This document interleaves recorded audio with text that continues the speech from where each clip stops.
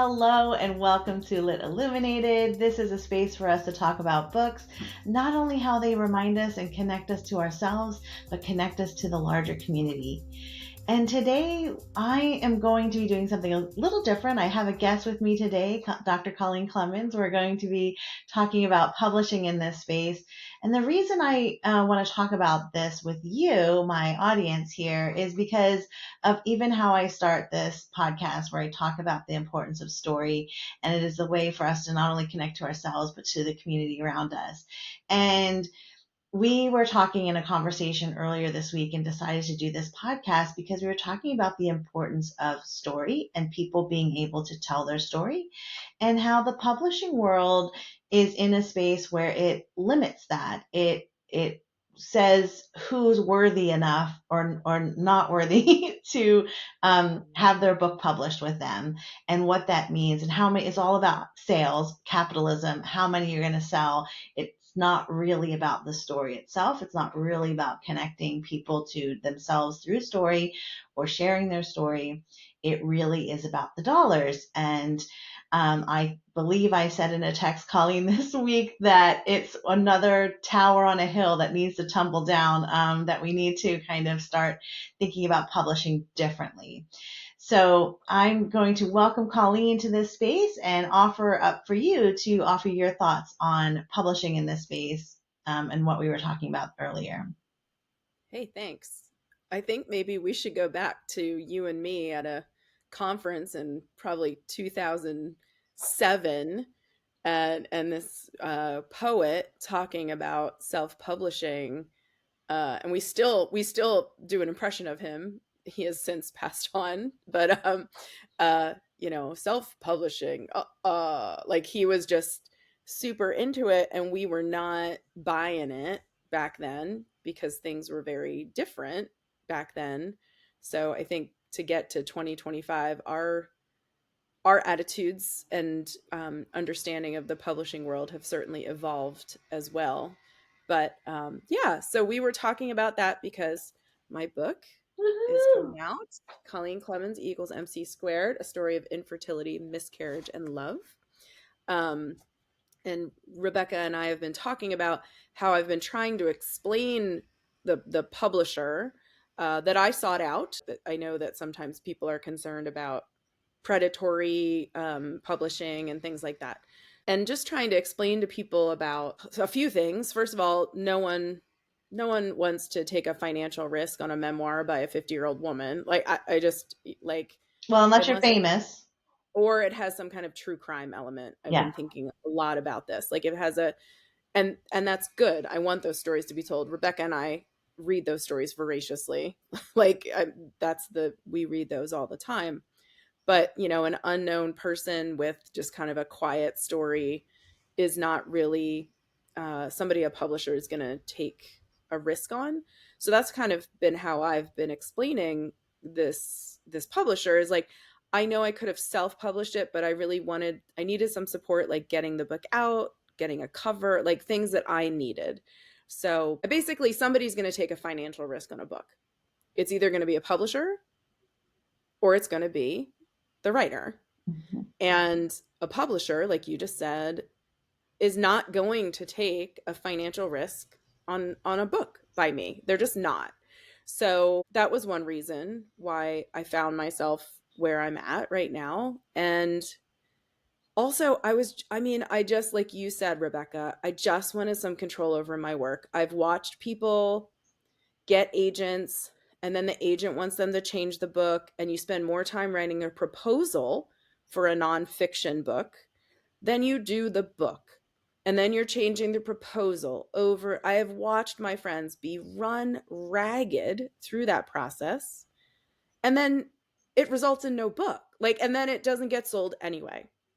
And so when you have a book that's already done and you've been looking at it for 15 years and you really just want it out in the world, all of these things do not lead down the path of a publisher like Random House to publish a book.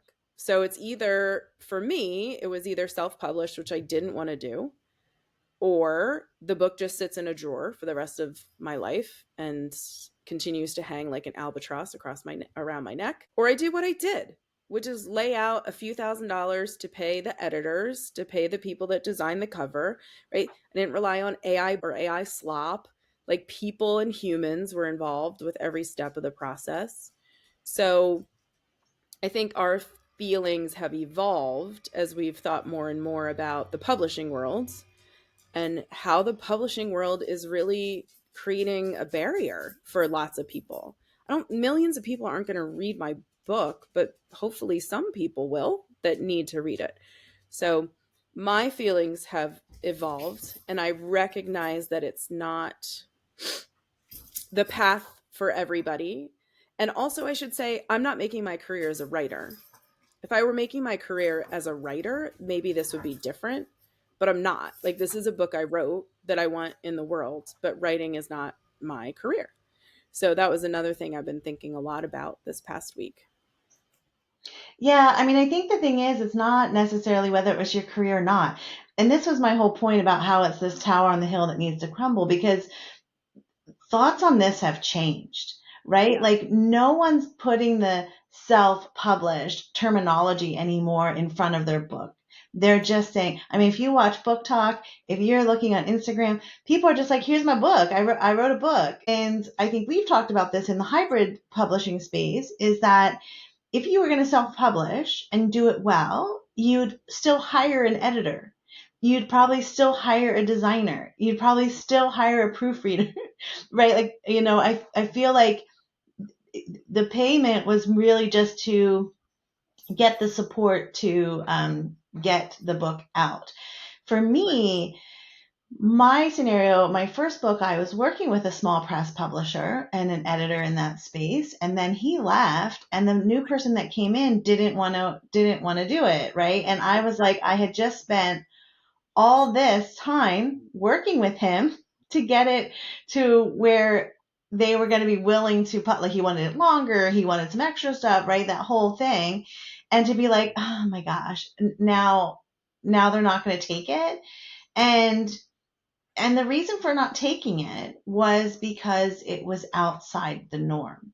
And so my first book, My Place in the Spiral, it is picture based, and the text is footnotes, and the captions are also part of the story. And so color pictures, lots of color pictures.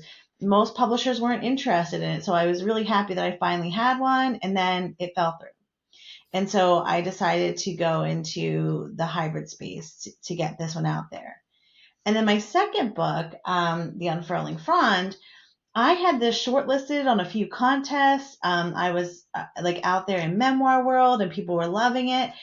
And every single response was, once again, this is outside the norm, because it has images. It has it has oracle cards. Like, it's me, right? And so once again, it was a space of these contest editors and reviewers recommended that I also go and do it myself, because they were like, then you control how it gets styled, and you get to control how it goes out into the world.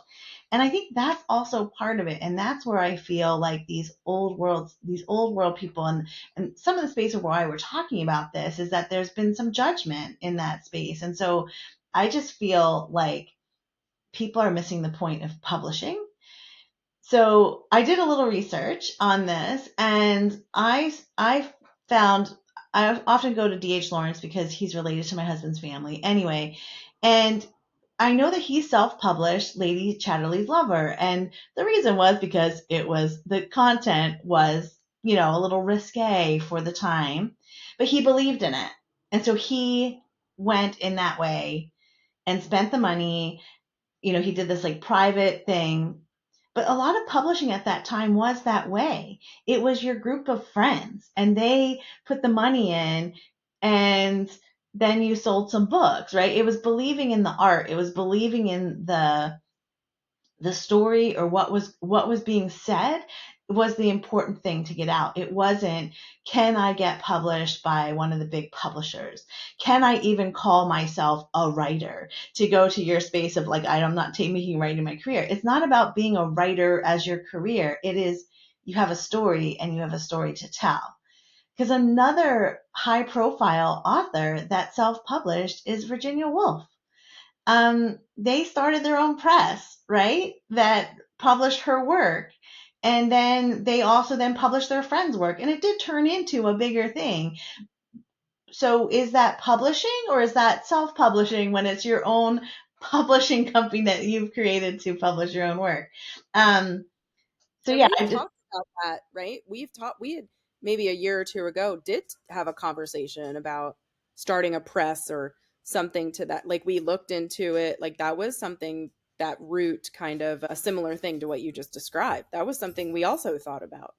absolutely, because I think we both believe in the power of story and that people have a story to tell, and their story is important and it shouldn't get put aside because it doesn't reach a big publisher in that space. And there are spaces for small presses here, that you can submit to contests like we both did. I mean, but with that, you're paying for that too. You pay into a contest so that they get the money to publish the books, right? Like none of that's free. That's such a great point, right? Like so I had kind of given myself a year, and that year then was up. Like I'm going to submit to contests, I'm going to submit to things. And I think that those contests exist also for people who maybe don't have the level of privilege that I have, right? Like I didn't always feel like those contests were necessarily even for me, but I gave it a year and I paid all those fees, right? All those fees to submit to contests, with nothing, like with literally nothing, like not even a short list, not like zero, nada, which was very demoralizing because at this point, I think this book is good. Like I know it's good. And so, and that's okay. But then I was like, okay, so I did these things like, okay, I'm going to do this traditional thing. I'm going to do this traditional thing. And then finally I was like, okay, well, I've kind of run out of all those things. And now I still want this in the world. And so this is what I'm going to do. I'm going to take the risk. I'm just going to take the risk. Am I going to lose money? 100%, right? A company is not going to be willing to lose money. For me, in order to ultimately, my goal was that this book existed so my daughter would have it someday. That ultimately became the thing. I could have printed one copy, I guess, but I wanted this story out for her as well. So I'm really glad you bring up that it costs money for contests. It costs, you have to your authors are subsidizing this no matter what.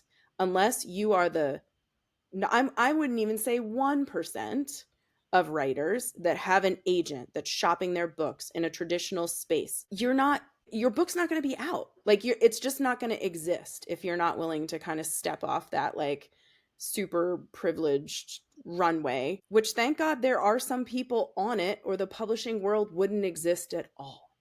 So but it's really limited and it's getting better, because I do contemporary world fiction, right? But for every one voice that is being heard, I'm going to guess there's 30, 40, 50 that aren't.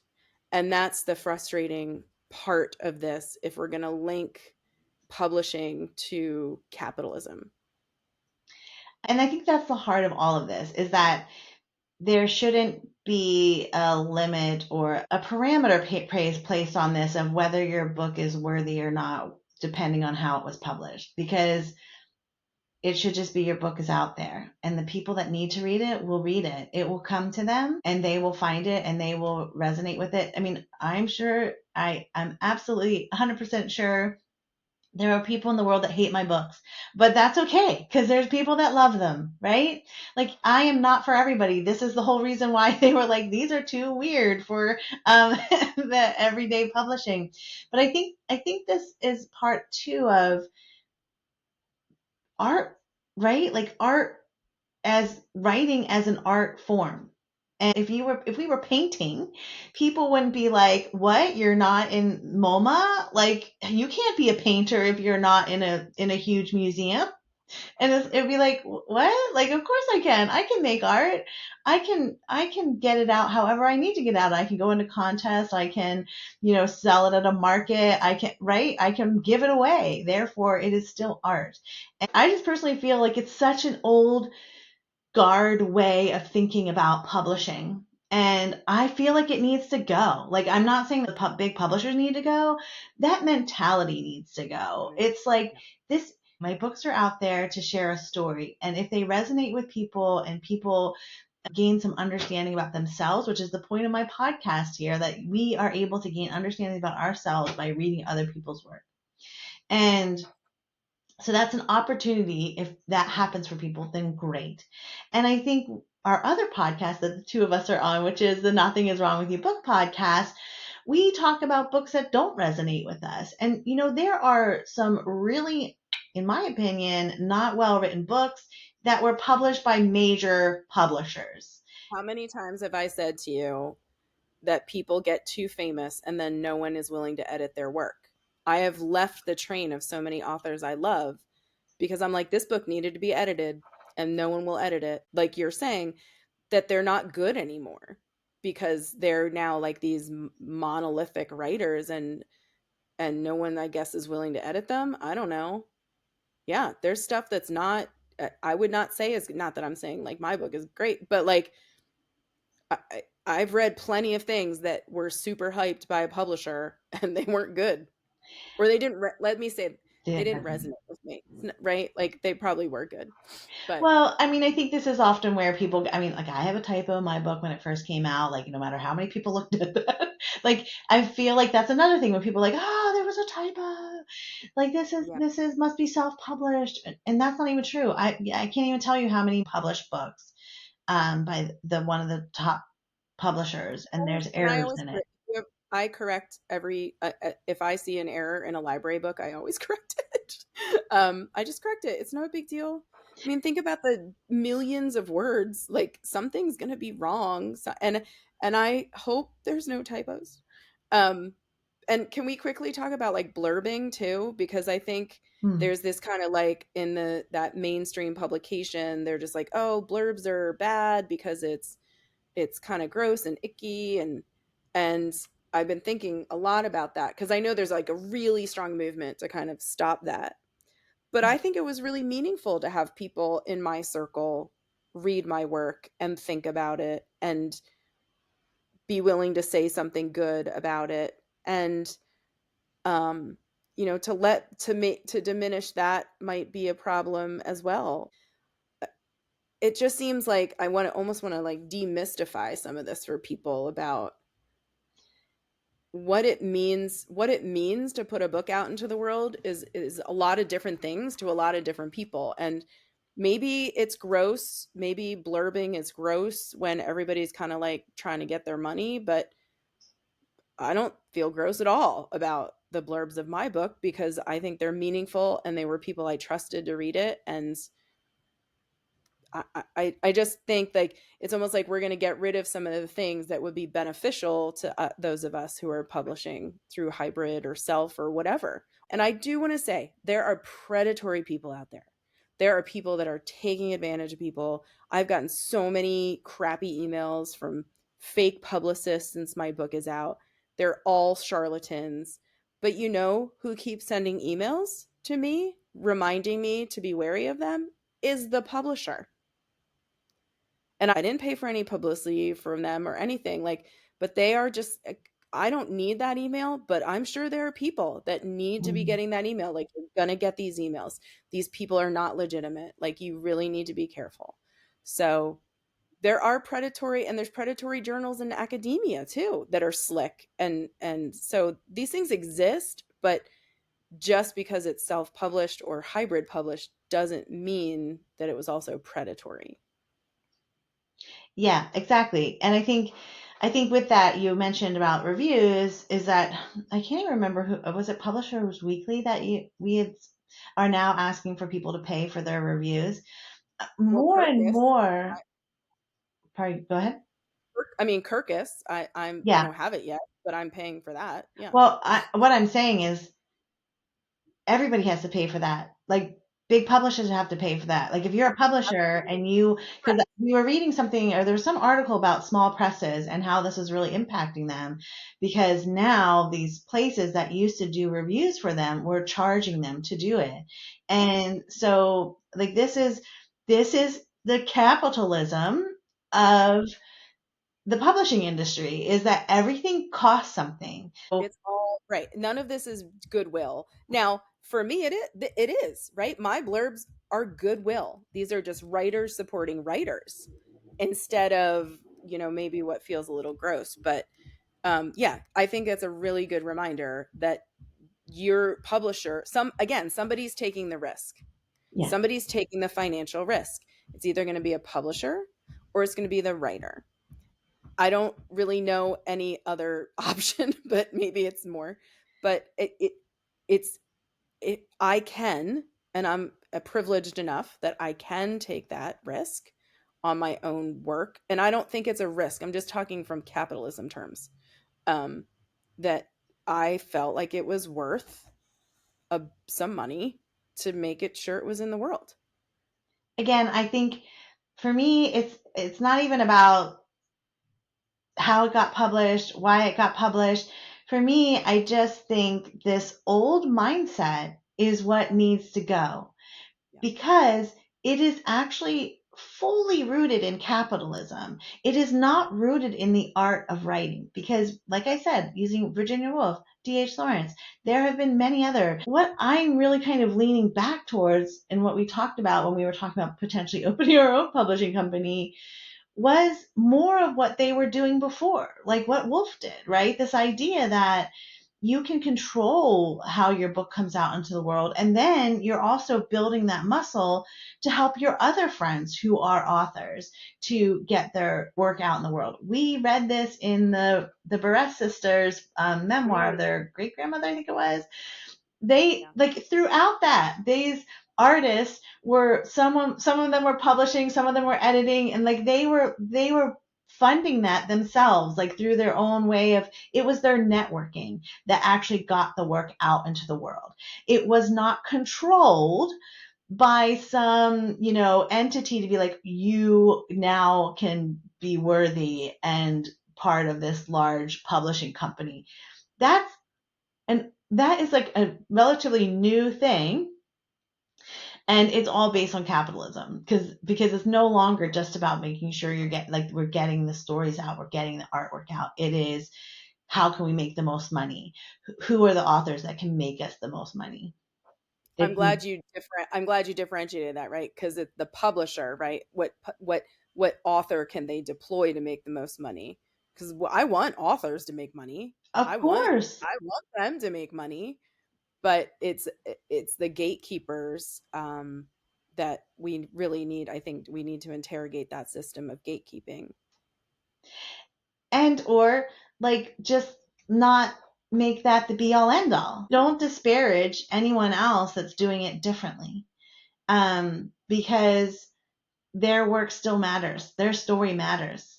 It matters. I think that's the heart of all of this. And like I said, there are things that are published with major publishers that are not good or not edited well or are problematic. And the same happens in self-publish. I'm not saying all of it's perfect either. Like there's a mixed bag. You get that in there. You mentioned AI earlier too. Like, I mean, that's a whole nother thing that's out there. But at the heart of this, it's about the art. It is about the creative endeavor. It is about sharing your story. And I don't think we should have gatekeepers on that. And I don't think it should be controlled by capitalism. That's the heart of my whole story in this space. It's not, I just feel like there are these people that will not support somebody who has been self-published, who have worked with a hybrid, who've even won contests. Like we know that there's spaces in their contests that if you don't win and you're second, that you can pay. You can also pay. It still gets published by that small press, but you are actually paying for it. People might not know that, but that does happen. And so it's this whole thing of not supporting other authors because of how they were published. That's the problem for me, because we should be supporting artists in all forms. and however they get that out there. Or that you don't have representation, and so Mm, therefore what you're creating isn't worthy of something. yeah. Like again, the whole agent thing, we could do another whole podcast on that, but those, then you can focus on your work maybe. But I have found having an agent for the nonfiction space has been nothing but traumatic for people that I've watched, and the books never come into existence. Yeah. So if that's supposedly legitimizing it, you end with zero. You end with a book that doesn't exist.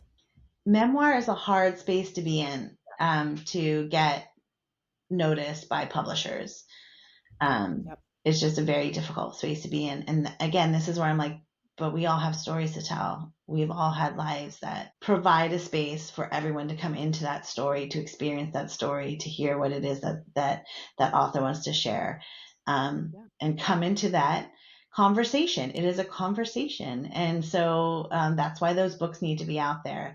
And so I think, Colleen, this is a great segue, because the heart of this podcast is to talk about the importance of story and how it connects us to each other, and through experiences, through even like aha moments through reading. And I would like to just give a moment for you to talk a little bit more about your book, because I feel your book is very important, and I know you kind of downplayed it in the sense of you just wanted you wanted at least a book out there for your daughter.